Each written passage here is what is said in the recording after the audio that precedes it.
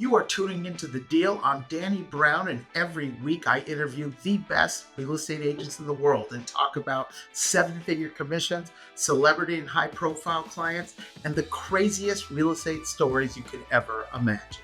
Enjoy this week's episode.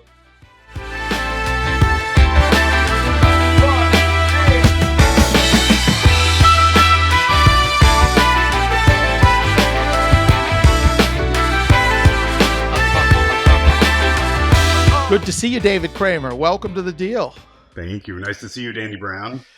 You're about a block away. We could have done this in person, but this is better. Yeah. Or worse. How's your summer been, man? How are things going with you?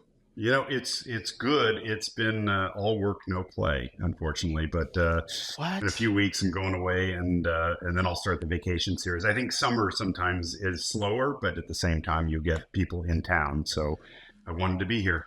Yeah, you got to have some fun. You got to have some fun. So for those of you that don't know, most of you will know if you're in real estate, but I was just looking quickly before we jumped on at some of your active listings, and you have average listing price right now of $24 million. Not to embarrass you, but what are some of the listings? I know you have a big one in Beverly Park. That's incredible. I know you have the one in Chautauqua that I love. Just give me an idea of a couple of your listings right now. Yeah, I mean, the largest one is Beverly Park. It's a flip property that I actually sold to them. So we're asking $90 for the main house, and then the lot next door we're asking $30 for, which comes with plans and permits for 30,000 feet. Something in Foothill for $45 million, and then I have a few off markets coming in Beverly Park actually that are quite sizable. So you have some real properties. You got some legit properties here. So the reason why I say that you got to sell them as you know. No, you just list them. They're better not to just spend the marketing money. And you do. No taxes that way. No taxes. No issues. You just list. So welcome. Awesome to have you. There is no one better to speak about real estate at the luxury level in LA than you. So I'm happy to have you. Something unique. You've been in the business a long time. Just recently, over the last, is it 2 or 3 years, you've become the president of Hilton and Hyland, where, Jeff Hyland ran that company for many years. Rest in peace. Love Jeff Hyland.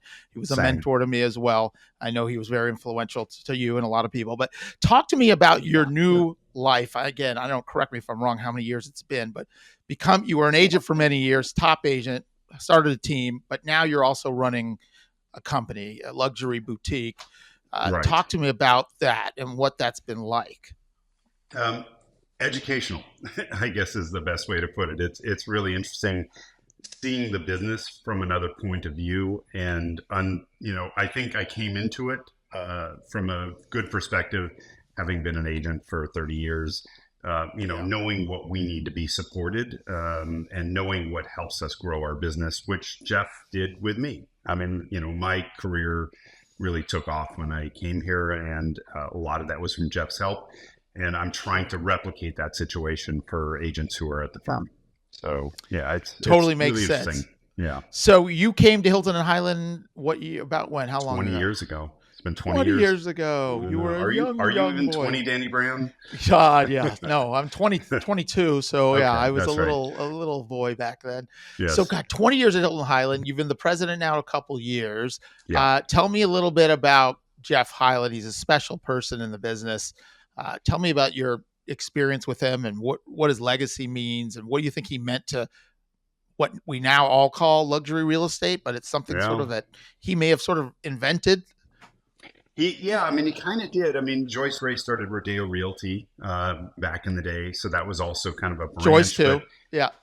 But at the same time, I think he built a firm dedicated to real estate, to luxury real estate.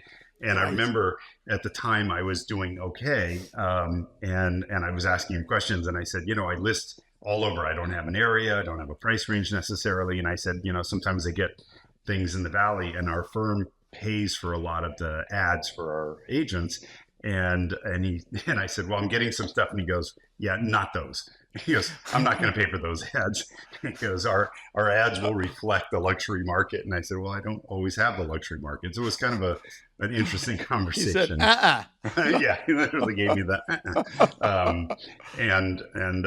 But he could say something that would change the trajectory of what you were going to do, and I was such a sponge, and I can't tell you how many times he said something just small, and it made such an impact on me, and I remember so many of those things.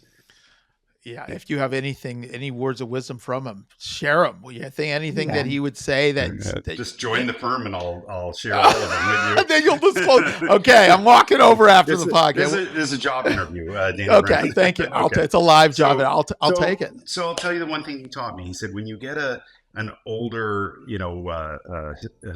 could be historic, but just a grand house, a significant home. He said, call architects and designers if it's something that needs work. And he goes, bring them to the house, show them the house. And he goes, a lot of times they may have a client who's not even looking for a home, overtly, and they'll call and say, I just saw this incredible home. They get a job and you get a sale. And brilliant. And it was brilliant advice. And I do that now when I get something that's really interesting. And that's actually, in a way, how I sold Beverly Park the first time. Is architects, designers. Yeah. So I still do that today, and it's been incredibly helpful. You cannot use that, by the way. Yeah, making notes. Yeah. Oh, no. I didn't sign anything, did I? No NDA here. I think you did. Oops. Bruno, get him. Delete. Mm-hmm. So, Jeff Hyland, what do you think the biggest deal he ever did was? I mean, he's done some massive ones in his day. Yeah, I don't know. There's just been so many. It's hard to say. We all worked on Spelling Manor together. So what was the commission check on the Spelling Manor? That sold for $100 and... I originally sold for $85. First 85, time around. Yeah. When the Spelling sold it. Yeah, but Jeff... Then the Candies. They had both sides. It was kind of Hilton Hyland was on both sides. There was another agent involved, but on the sell side, but on the buy and the sell, we had both sides. So it was significant, and it was a full commission. So you can do the math. Yeah. So like a $4 or $5 million commission, maybe. Yeah. Allegedly. That's right. Oh my God. So what is the biggest deal you've ever done? That was it. That was the biggest deal I've ever done. Yeah. And how many agents were involved with that? So a couple agents on each side. The listing side was Jeff, Rick, and Sally. And the buy side was Rick and I. So do the math. $1 million commission to everybody. So Rick had referred me, Incredible. a buyer, and you would ask kind of interesting stories. So he referred me a buyer, and my instructions were no more than 25, traditional, loves brick, wanted a view, and not too big, and will not do any work. Perfect. Okay. So I lined up the whole day because they were in town for a little bit for those showings, and I had it all mapped out perfectly. And then, everything what he wanted. Brick, traditional, here you go. No work. Yeah. I mean, I found it. We had it all lined up. So I showed a few houses before lunch, and at the time, the fiance came to me and he's like, "You're just not getting it. Figure it out." And I was like, "Oh my God." So quickly made some calls. Not what you want to hear. You're right. Quickly made some calls. I just kind of thought outside the box. And I made some calls and got into the manor. And when we showed it, it was like game on. We're good. And this is it. So it was, not brick, not traditional, not 25 million, needed everything. And we made that sale. And it had 30-day escrow too. So it happened very fast. And the crazy part of it, it was built by commercial builders and architects. So it wasn't really a house as much as it was kind of a hotel. I remember that. I mean, like an incredible engineering and reinforcements. I remember hearing about what they did to build that house. Nothing like it. Nothing like it. And Petra bought it, right? It was Petra. Yeah, Petra. They bought it. Yeah. And then they gutted it, and then it's resold. Yeah. So you do a lot of small sales. Well, why don't we talk about the beginning? Like, how did you even get into real estate? Weren't you a big attorney at one point? And No, but I appreciate. Yeah, no, I'll take it though. Were you an attorney though? I kind of remember that was your background. No, You didn't practice. No. I've dealt with lawyers since like 1992. Well, I mean, let me just back up and I'll give you how did you get into real estate? Yeah, I was in college, not necessarily a great student, a lot of ambition, but not a great student necessarily, and kind of lost. You weren't on the dean's list. I was, but not in a positive way. And the other list. That's right. And so, and I became friends with a guy, and his dad owned a small real estate company in Beverly Hills. And when he told me that, it just like a light bulb went off. And I was like, yeah. And he said, you should talk to my dad. And so I did. And I always had a theory about Beverly Hills, and things have changed a lot. But at the time, Beverly Hills was the center of the universe. It's still area 1 in the MLS, right? Yeah. So, yeah. And I always thought, if I'm in Beverly Hills, I can sell anywhere. But if I'm anywhere, I can't sell in Beverly Hills. And I remember saying that. So I was, 20 years old. And so I decided at that point, I'm going to get into real estate. And then I veered off my poor grades in the accounting business, in the accounting world, and went into real estate. And I took real estate finance, real estate law, and got straight into the business while I was still in college and started selling. And the market was hot in I won't say, but a while ago. And I sold 6 houses in 6 months. And, nothing big. They were $100,000, $200,000 sales, but I was like, I don't really care. And I hustled. And then we hit a wonderful recession. Didn't sell anything for 2 years practically. Got in a lot of financial trouble. Got my bank account seized. It was like a crazy time. Serious stuff. Really bad. And because I had taxes from the first 6 months of my business, and then got fortunate enough to start selling foreclosures. I just got chosen. And that's when I started dealing with lawyers, because it was a very legal transaction. And so all of a sudden I'm, 25 years old, and I'm kind of like in the right place, selling Beverly Hills, Bel Air, these big houses as foreclosures. So it was really good business. Got it. So your clients were a lot of lawyers and advisors. Well, it was banks, institutions, but it taught me like a legal transaction, and I've kind of run with that, and that's where I get a lot of my business now. Lawyers. It's so funny. I kind of think of you as a past lawyer, and maybe that's why you just have a very legal-like approach to knowing your stuff is what that means. You're someone who really knows their stuff inside and out, and I don't say that lightly, because I've tried to pride myself on the same, and there isn't many of us that do, but there is certainly some of us. So 30 years ago, you've been in the business for 30 years. Tell me some of the things you love the most about the business. And then I'm going to think about what are the things you hate about the business? Podcasts. I love podcasts. This is David Kramer's first broadcast. Right. This is his world premiere on the deal. What's up? That is right. So you hate podcasts. Thank you for reaching the virginity level of podcasts. Yes. Now you're going to be booked for the next 6 months. Your phones are blowing up now. Just what you need. I don't think so, but I appreciate the compliment. So what I love about the people is what I love about the business the most. It's just such a fascinating world. I didn't grow up with wealth. And you just meet these incredible people who are very accomplished. Really a lot of people in the real estate industry are some of my best friends. Love always when I get to see you and other people in the business. It's a family. Likewise. And it's funny, you don't realize that until you go out and you're with other people in a different business, and like you guys all talk to each other, get along. I mean, it's really wonderful. Yeah. And then we have these clients who have, created stuff, run companies, just unbelievable, So that to me is fascinating, seeing these beautiful homes, seeing different design and everything else. I do love the art of the deal. We were talking about the legal aspect of it, but negotiating deal making can be really a lot of fun. So I will say I love almost everything about this business. What do I dislike?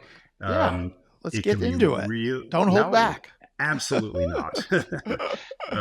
It can get really tedious. You can get, you have situations where you're about to make a deal and your client goes, I changed my mind, or, and you've done all this work effectively, we're in a risk reward. We work on spec. We do everything on spec. You can get to the end and the whole thing falls apart and you've made absolutely nothing. So that's hard. But at the same time, the excitement of, the deal, closing it, listen, when a deal, close the Spelling Manor at that age, you get this ridiculous check and it's just wonderful. I mean, you're on top of the world. I guess it makes it's both sides of that spectrum, right? You could. Right, so exactly. If you can think, what's some of the client that you worked the longest with and never did a deal with, or how worked the longest with and did it? Like, how long did it take? So, because I think people have this false sense of what we do from TV, right? And they think, oh, this is awesome. You get a nice car, and then people call you, and you go get you go get the Spelling Manor, and that's it. And then you give me a reality check for people that don't know. What's one of the longest clients it's taken you to close? And then how about a client you work with for a long time and then just never did a transaction with? Because I have plenty of those. That falls into the more than the other category. Yes. But it's funny. I mean, listen, I've had my ass handed to me a lot by a lot of situations. So, but when I was a brand new agent, I had this little house off Beverly Glen, and a guy called me on the ad, and he's like, I want to buy a house. And again, I'm 23 years old or whatever, and so he's I've got a real client, and we're looking. And I remember I showed him like 110, 120 houses. He just wanted to see everything everywhere. And I did. I stuck in there. I want to see something in the marina. I want to see something in the valley. And I ultimately sold him something that I found off market on Mulholland and Coldwater, right near that area. Okay. And made that deal. Kind of a funny side note is a few years ago. So we're talking like 27 years later or so, he calls me. I want to sell the house. And I swear to God, it's like I represent him as a seller. He puts me through the paces again. It's like, have you done this? Have you done this? The staging, take that chair, turn that thing, call the stager. And ultimately I was like, I can't do this. When I was young and I had time and patience, but it's just so funny. It's like that never changed. And then there's been others. I've had listings for sometimes years, and then it sells. You just don't know. And then you get lucky, sometimes you get a listing and you literally get a call. Matter of fact, I recently just picked up a listing. It's off market. And it's substantial. And tell us about it right here. Let's out it. Yeah. You don't need to do that. I'll get in trouble. I'll talk to you another time about that. It's substantial, and so I started making calls, and literally found a broker with a buyer, and then I was able to do some magic, and I think we're going to make a deal. And it's awesome. And I'll be the third listing agent. So 2 listing agents have been through it, and I'll say there's some definite skill in that, and there's some definite luck in the same equation. Absolutely. So you just never know how it's going to go. Yeah. And especially now we're in a transitionary market. And again, I'd love to get your take on it. And there's a lot of people that, love to say first thing, oh, the market's terrible. The market's suck. Right. But the reality is, if you step back, it's not suck. It's like a normal market. Actually, it's quite good. That's what I call it. On average, but compare it to the frothy, hectic, chaotic, post-COVID 10-year run we had, it's bad. Anything's bad. That was a historic run. Right. So, what is your take on what's going on now? We have the NAR decoupling of commissions, which I know goes into effect in the next few weeks, and it hasn't really impacted us yet. No, I'm curious, what is your take on the market, and what's your take on the NAR, the ULA, all the stuff that's impacting, for those that are listening outside of LA, ULA is the mansion tax in LA. If you're out of LA, it's, it's, 4.5% over 5 million, or 4% over 5 million, 5.5% over 10 million. Right. And it has slowed down our transactions. But our pace was at a fury, and now it's just kind of more to what people, if you step back, I think it's more of a historic norm. But let's hear your take, because you're in the trenches at the high end. every day. Oh, I'm at every end. Me too. I will drive out to show a house that's $1 million. I don't care. Hey, by the way, that one sells in 24 hours too, so that's a good thing. Yes, exactly. So some pay the bills, some take you on vacation. Right? Yes, some deals. So I've got to write that one down too. So I have said exactly what you just said. That shows your experience too. This is a normal market. This is what it was. This is what it should be. I know it sounds crazy, but we've had 10 years of a ridiculous run with low interest rates, subsidized, where people were buying, they were buying houses they didn't even necessarily love just to be in a house. That's not a normal market. So this is a normal market. You had this massive influx of people. Everyone's making a lot of money. Money was super cheap. So I would say we're in a normal market. Get used to it, but more importantly, get things in place that teach you how to work in this market. And you also have to educate your sellers to say, listen, this is now not going to be done in 15 days. We're not going to tell people no contingencies, which is not healthy. So this is a good market. And if you approach it that way and you educate your clients and you do everything you need to do for a regular listing time period, you'll do well. It's still, one of the best businesses in the world. There's not too many businesses like what we have.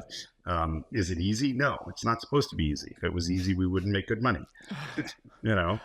I think a lot of people got in the business in the last 5 to 10 years thinking it's easy, and it has been easy and anyone can sell anything. And in a normal market, that's not the case.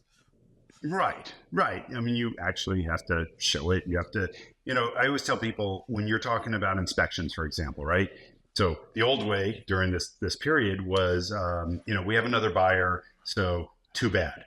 Take it or leave it. And I don't care that it doesn't have error, it's not working and I'm not going to tell you. And now you need to know about mold. You need to know about air conditioning systems. You need to know about geological. You need to know about trees. I mean, I've had arborists out lately. Yeah. I never would have had arborists in a good market, in the crazy market, right? They wouldn't give you time to do it.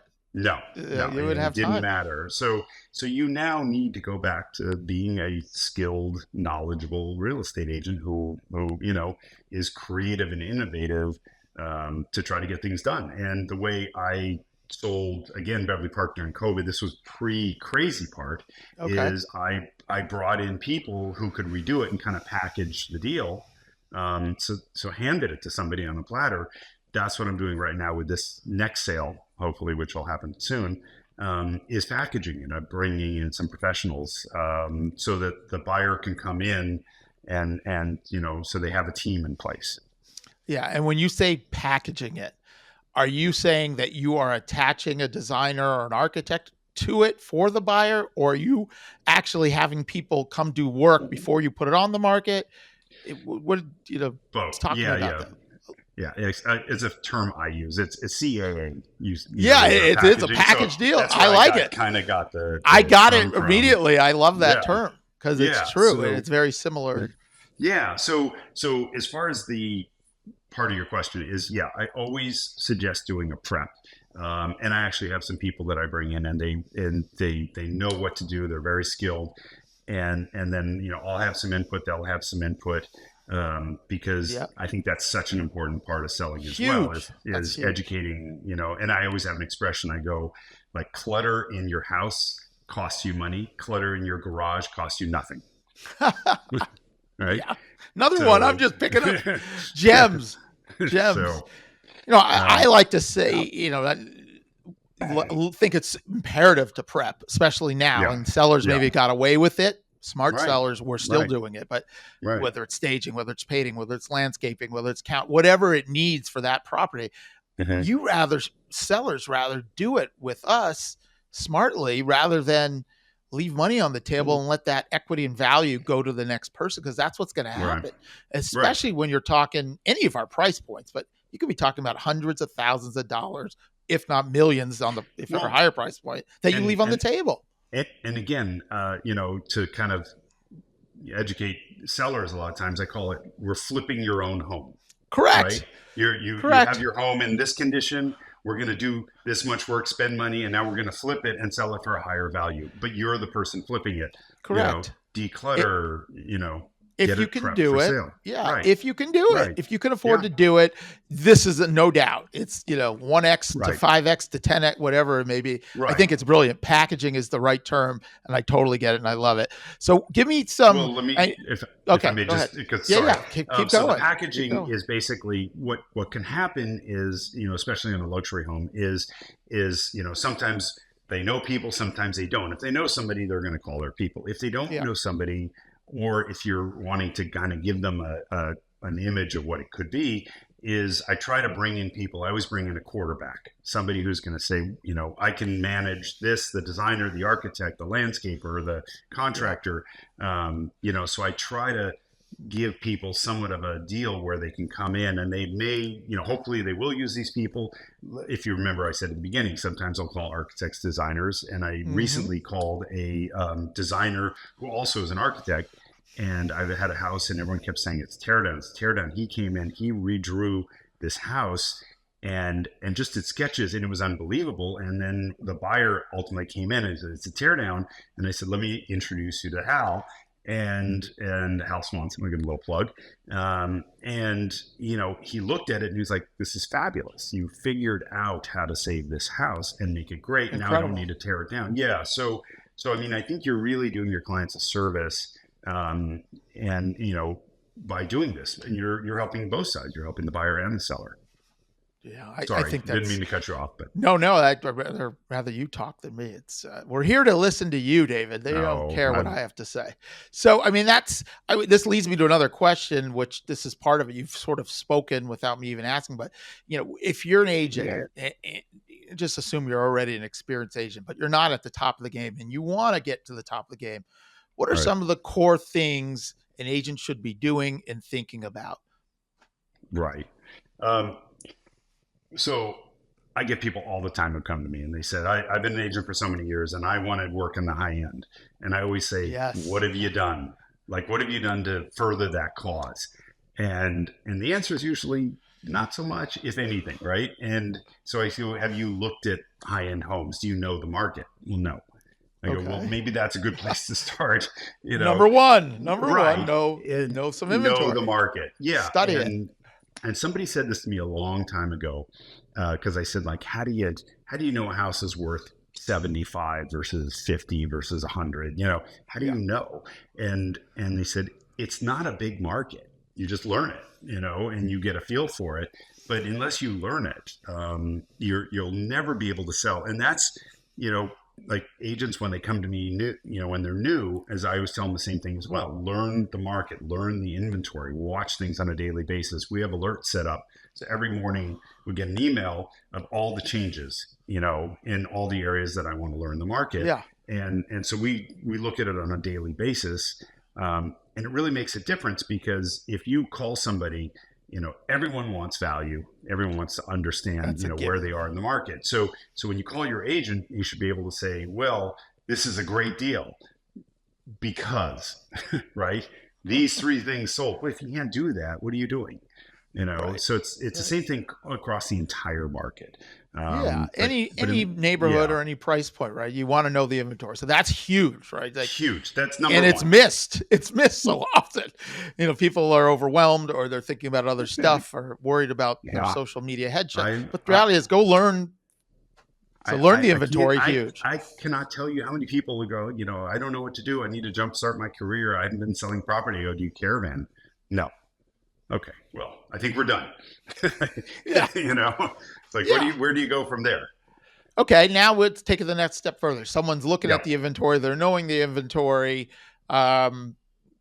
Maybe they're a newer agent. They've put in a year or two or three to learn the inventory on the west side, and they know it, but they don't know they don't know how to get business. They don't have a big network. I don't know. You tell me, what are some advice you would give to that agent, a growing agent? Yeah, I mean, listen, it's a little sarcastically said when I say this to people sometimes, but, I'll say, how much do you wish to make? Well, like, what's your hopes and dreams? And they go, I don't know. And I go, 300,000? And they go, yeah, maybe more. And I go, 500,000? And like, yeah. And I go, 700,000? Like, yeah, that'd be great. And I go, okay, so let's look at who else in society makes $700,000 a year. And let's look at the time, effort, college, courses, what do they put into their life to make $700,000 a year? And let's look at what you're putting into your career right now. Yes. What are you investing in your career? And it's like, it has to be somewhat, it's not an easy business. Right. It's not going to fall in your lap. Maybe it does, but put in the time, effort, learn the contract, learn the inventory. Oh, that's so good. And then, networking and be deliberative as to where you get your business from, have a specialty. Because that's, you asked what I love about this business is you can take 10 successful agents and you can say, how do you get your business? And you'll have 10 completely different answers, right? I go to concerts. I hang around lawyers. I knock doors. I send mailers. It's like a different world. Like you and I, totally different. Both doing well. I promise you, we're in different orbits on how we get our business, and that's what's amazing about the business. But have a plan. Have a plan and execute the plan. And I would add to that. That is so good. The two things that stood out to me. Well, there's a lot of things you're saying, but the saying to someone, look, who in society makes 500,000, 700, $1 million bucks, really high income. Right. Who are those people? It's a surgeon, it's a lawyer, it's whatever, a producer, an agent, a CA. How many years did they go to school? How much time did they mentor under someone? How many hours? Education. Yeah. How many hours did they work at the law firm for their first 3 to 5?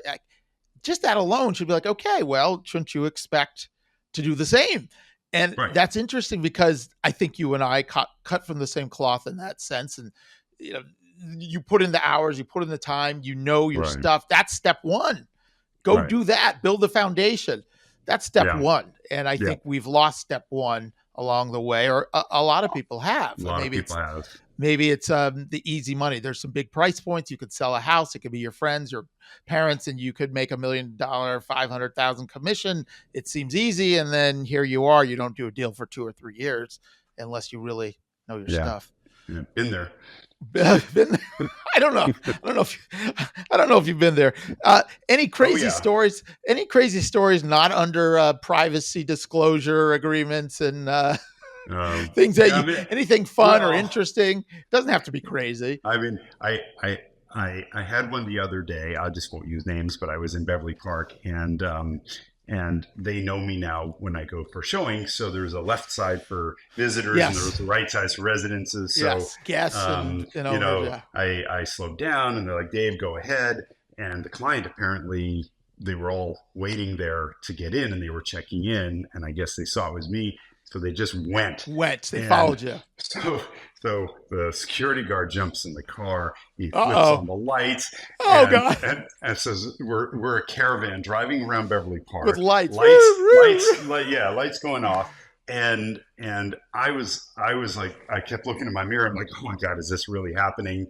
Because it's probably not great for me as well. And so I take a wrong turn. So now I'm driving all around Beverly Park with a caravan and the lights going on.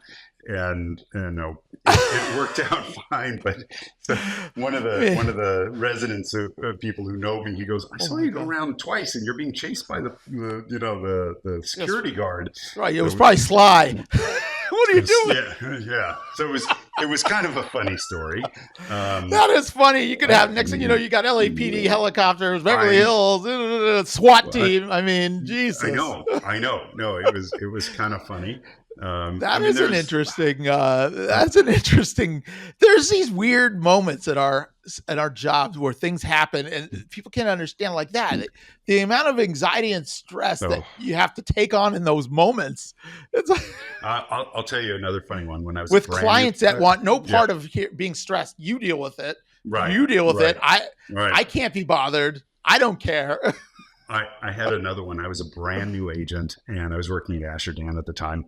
And at the time, Wayne Gretzky was, like the guy. And so he's like, I need you to show this house. And I was like, okay. And he goes, and I was like, where? And he's in the valley. And I've never shown in the state before. I was selling, $200,000 big house on the hill that he had? In the country club out Sherwood? No, it was before this. First, yeah. Oh, before. And so I go to the gate, and I was like, wow, gate. The houses I sold didn't have gates, and I go inside. You're meeting the great one behind the gates. No one was home, and I call, and I'm like, no one's home. The doors are all locked. He goes, break the window, and I was like, I'm gonna break. I'm 24 years old. I'm gonna break the window of Wayne Gretzky's house to show it, and I got in. There you go. Just say, but I mean, it's a totally different world, and I had to break the window. And he shoots, he scores. Awesome. It was very funny. So I mean, there's been, that wasn't crazy funny, but I mean, I've had some others. Good. I did an interview with CNN once after I sold the Spelling Manor, and I just started like screwing around. And then the guy said, okay, we got it. And I said, what do you mean we got it? And he goes, well, that was the interview. And I was joking. I wasn't, I didn't know we were being filmed. Oh, and I got to go Google that one. I actually you took it down. I had to call an attorney, and I said, you didn't tell me we were live. And they did that on purpose. It was a really funny. That's great. That was the media gotcha. So I learned to always ask, am I being filmed? Yeah. So with your busy schedule, juggling, managing the company, being a big agent, having a team, having a life, how do you balance things? And do you? And what does a typical busy day look like? Yeah. You start early, super early. You're up at 3 and start going, or do you sleep a little? Yeah. I mean, I kind of roll out of bed, 7:30, 7:45, but a lot of times I start phone calls at 8. And I've just had to learn. I mean, I'll just say this, if you look at certain people in life, they seem to get more done in less time. And I've had to learn to do that. And you look at, the president of the United States, you look at people who run companies, and they do so much more than I do, like way more than I do. And they've just perfected what I'm learning, I guess I'll say. But it's really about being efficient with your time, and being deliberative with what you do. And so I've just had to learn to be more efficient with my time, and I've done it as best I can. Does that mean delegating to other people? Very much so. Units of time and work that you just can't get to. At some point, you're at max capacity. Yeah, it's a really good point, actually. That's probably a lot of the answer is, having really, really good people around you. And the other thing is, give them the task and tell them they need to figure out how to get there, because once they do, they will now be so good at helping you. And that's the thing is, like, everybody around me is wonderful. That's smart management. And let them soar. I find when you micromanage, you don't get the best out of people, and you also don't get their input or their ideas. And a lot of times, even as great as you may think you are, they may have a better idea on how to do something, because that's their area of expertise. So I really Andrew Buss has a lot of good ideas. Andrew is brilliant. Absolutely. Yes, he is. He is brilliant. It's true. I know. Yeah, I know. He's incredible. There's your lawyer, by the way. There you go. Another lawyer. Look, delegating and empowering people. Teaching them to fish rather than, like you say, figure it out. Right. You figure it out so that I don't have to keep showing you every time you need to do this. You figure it out.